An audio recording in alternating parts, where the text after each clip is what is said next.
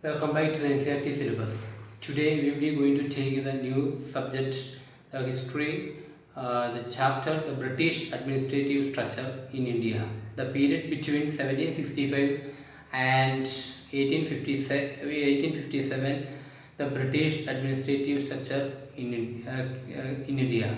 And the Britishers came to India as a traders. Before they came to India, we would believe that India was very rich and prosperous. The earliest administrators of the British in India were the officials of the English East India Company. The Britishers forced the poor artisans to sell them goods at a lower prices, which they then sold to the high prices in others, and they would disturb the poor people, and they demanded high revenue collector. They demanded high tax from the farmers, but farmers were too poor to pay them. But they were mostly disturbing the poor people and the farmers.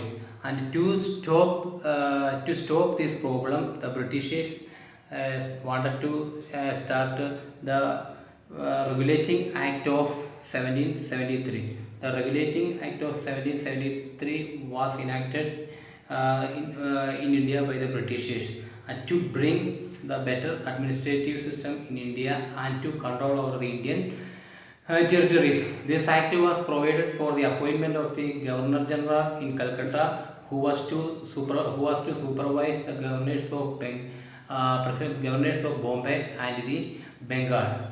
But the Governor General was disturbing the governors of Bombay and the Bengal. They had different opinions with the Governor General. So the governors of Bombay and the Madras, they were taken independent decision without the consulting of the Governor General. And to remedy these problems, the Britishers enacted the Pitt's India Act in 1784. And what is the Pitt India Act? Pitt India Act. And Pitt India Act. This act was provided for the board of councils, and consisting of the 6 commissioners, and the monitoring of the affairs of India. And according to this Pitt's India Act, and all the further conquests were to be stopped, and they did not adhere to it, and they wanted to find out a new market. They wanted to search a new source of materials. They wanted to find out a new market to sell their goods.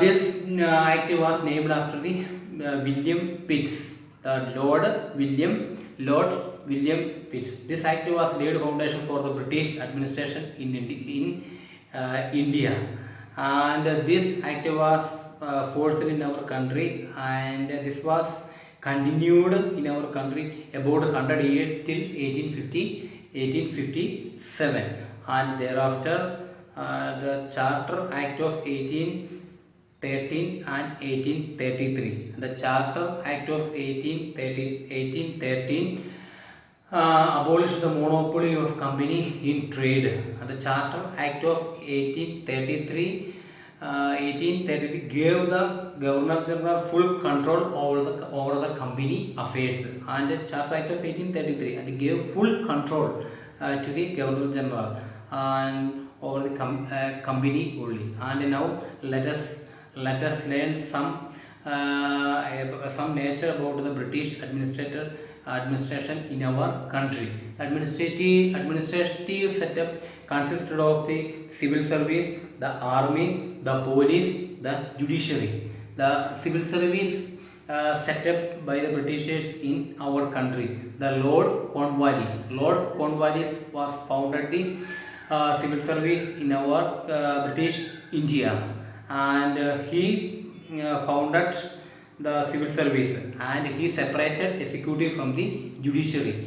And in our country, the civil civil service officers ran the empire, ran the country, and Britishers paid very high salaries and appointed, the Britishers appointed and very capable and very well trained people for this job, and also they paid very high salary to stop corruptions.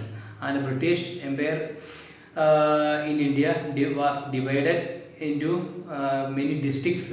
In our country we know that the collectors and the magistrates. In some countries, in some states in India, they are known as different names. They are known as magistrate, they are known as collectors. In Kerala, the civil service and they are known as collector. But in UP, their collector is known as magistrate. In different states in India, they are known as different names. In our country, they are divided. Each state is divided into districts. Each district is headed by collector, and he was a civil servant officer only. All he controls, the collector controls and monitoring and supervising all the everything in the districts. And the police. The police also, the Britishers established and founded and reorganized the police system in our country. When they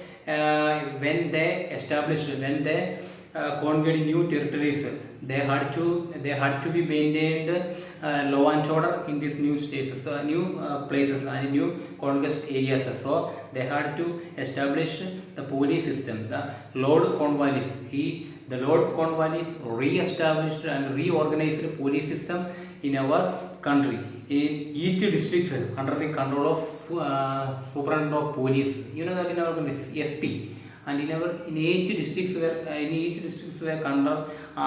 the control of the Superintendent of the Police.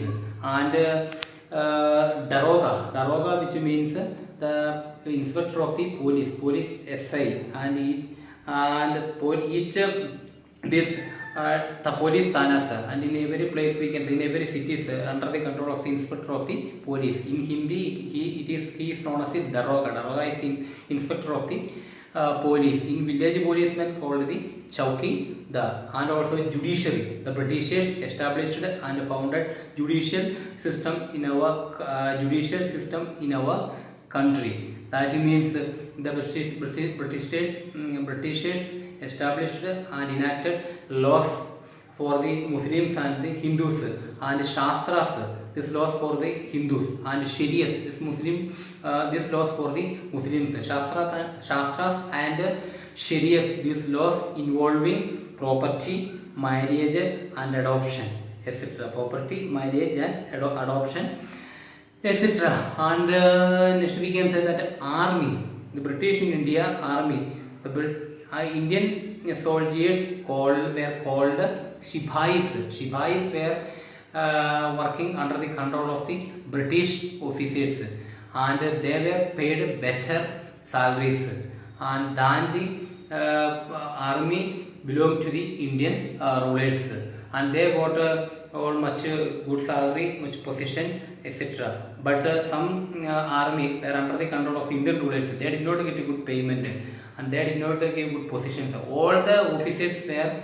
come from the Britishers only, that, and the Indian rulers were called that Sipahis. But all the major and high position, high level officers came from the British administration. In this chapter we have learned Peace India Act and Charter Act of 1813 and 1833 and Regulating Act of the 1773. Everything we understood. The next day we would come with a new topic. Thank you very much.